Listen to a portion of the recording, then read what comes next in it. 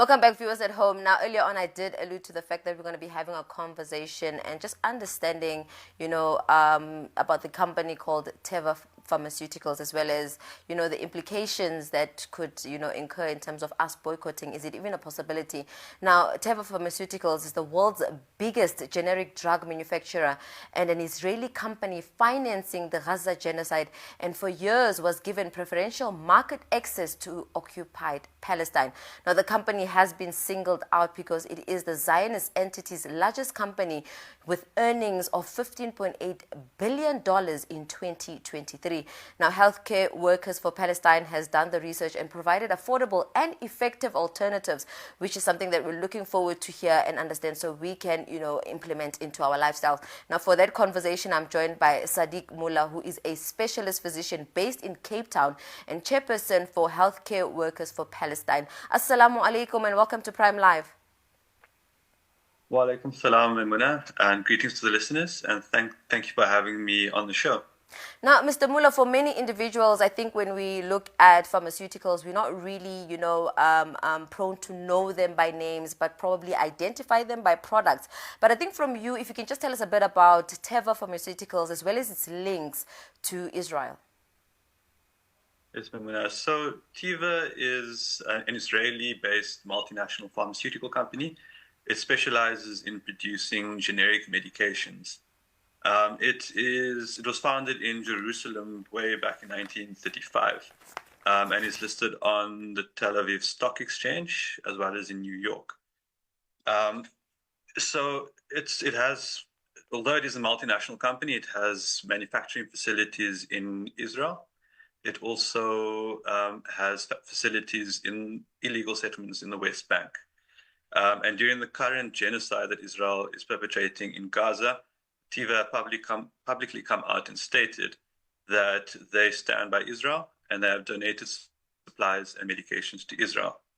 And now, the reason we're calling for the Say No to Teva campaign is that Teva is listed by the Palestinian BDS National Committee as a pressure target, which means that they're calling on all of us to avoid the use of Teva products wherever possible, as well as to exert pressure on them in other ways wherever we can, such as on social media. Teva is one of Israel's largest companies, and it is also the 19th largest pharmaceutical company in the world. As you mentioned, it has a revenue of $15.8 billion last year. So it contributes substantially to Israel's occupation and human rights abuses in Palestine by way of taxes paid, which last year amounted to over $500 million. Unfortunately, that means that anybody who's making use of these products is indirectly and often unintentionally contributing to human rights abuses in Palestine. As we mentioned, they operate illegal facilities operate facilities in illegal settlements in the West Bank, where they also benefit from the captive Palestinian market, where they're given preferential access and often are the only companies allowed to operate in these spaces. So there are, local Palestinian pharmaceutical companies, but these companies face massive hurdles imposed by the Israeli government and struggle to import raw materials. They struggle to register medication and to export to local markets as well.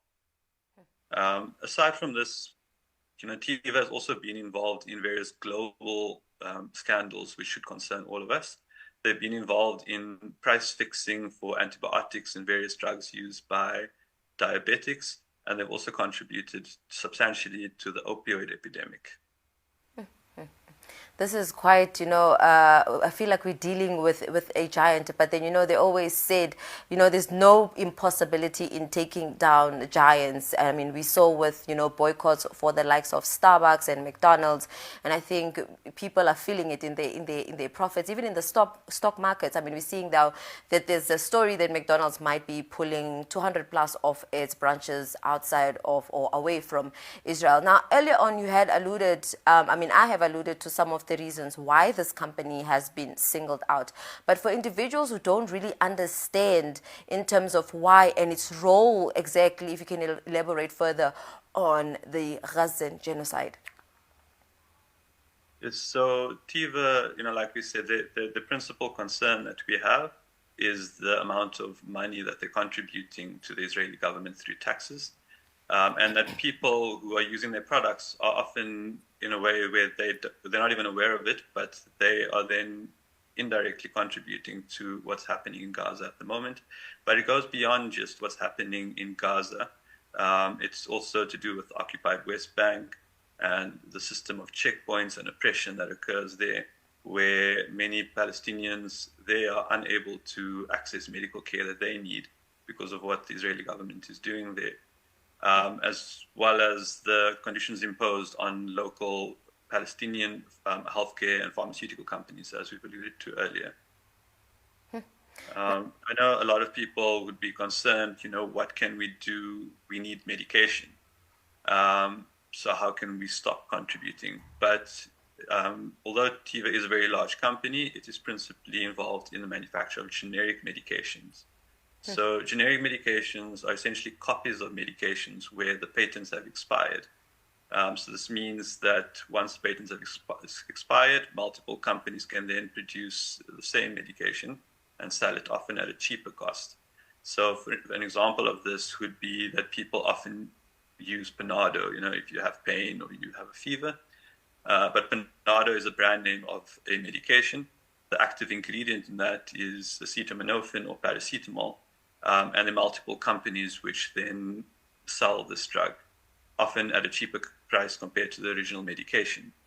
So multiple companies manufacture generic medications, and we, as healthcare workers, the first thing we want to do is do no harm. And firstly, that's do no harm to our patients, but we also, don't want to do harm to the environment and to the world around us and to society. So researchers and pharmacists involved with healthcare workers for Palestine have undertaken a lot of research in the South African market to see what drugs are available, and have assured us and compiled a very comprehensive list of all the alternatives that are available to Tiva medication. So we were quite satisfied that there were reasonable, affordable, and effective alternatives to Tiva medication. This list is quite long, it's comprehensive, it is available on our website. Now, there's a stats that really shocked me that I saw. It says that it produces about an estimated 120 billion tablets as well as capsules a year. And I think this speaks to it being the biggest generic drug maker in the world. Would you say there is a fairly large amount of people dependent on their products? And how fairly large is this group of people? I think there are a lot of people that use their products. We don't have stats available in South Africa, but certainly it is imported into South Africa, so people are using it.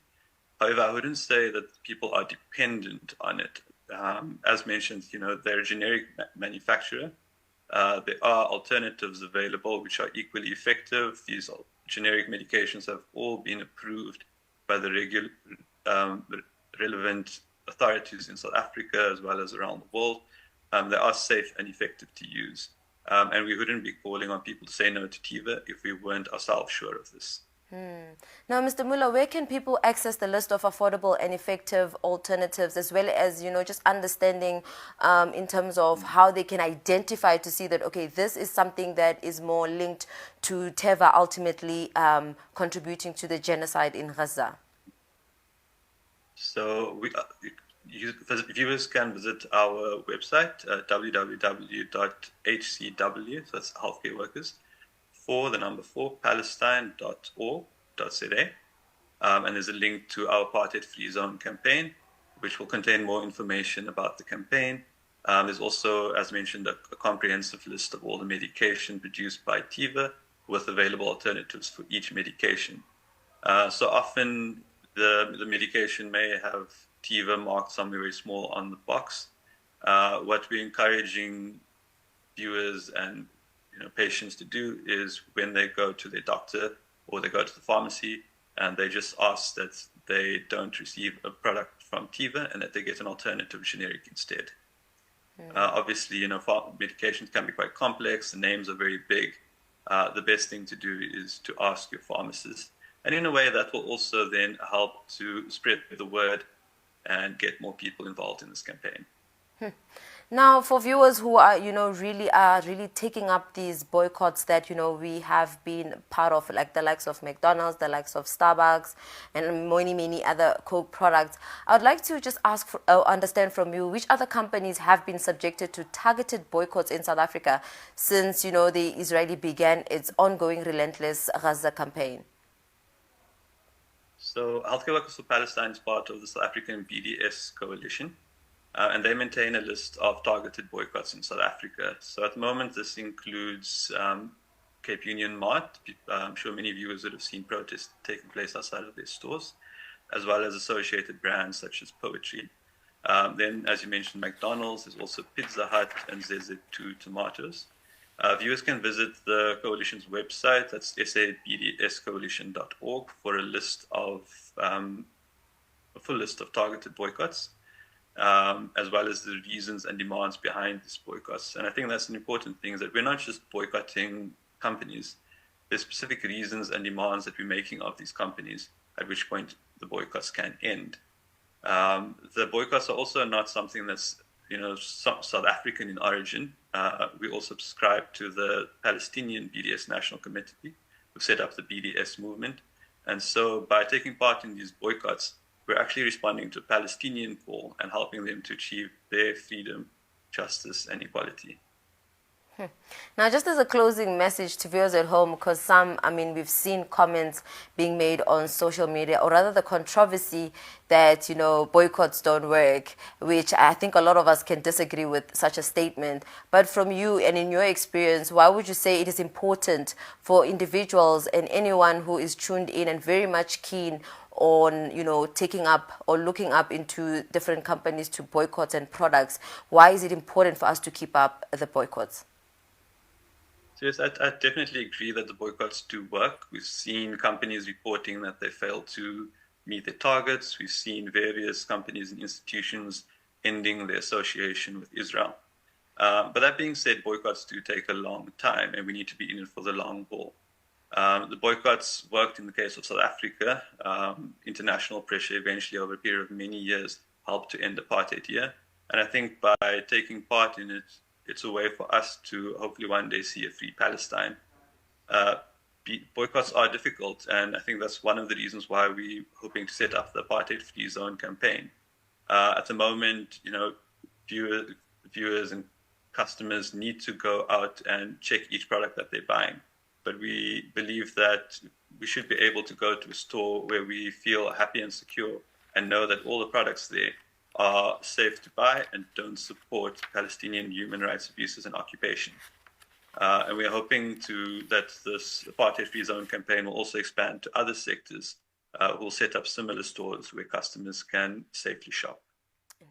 Inshallah. Sadiq Moolla, jazakallah so much for joining us this evening and, sharing light, because I think a lot of viewers are taken back to understand, and also, they're feeling very, strengthened and empowered to know that, okay, now there's other actions that they can also continue taking to ensure that, we do apply that pressure so that, the war in Gaza, or rather the genocide that's been carried out in Gaza, comes to a halt. Jazakallah so much for joining us. Thank you for having me on the show. Viewers at home, that was Sadiq Moolla giving us insight on Teva Pharmaceuticals. Now, this is quite the biggest pharmaceutical company that is actually, linked or has links with Israel. And I think from the advice that we got from Mr. Sadiq or Mr. Moolla himself is that we should just, go to their website as well as BDS, just to look at other companies as well that we can, boycott, so that, our stance for pro-Palestine is seen, is heard, and necessary action is taken to, really put an end to these genocides and killings of innocent individuals. But on that note, that's where we close it for now. Let's head over to an ad break. See you.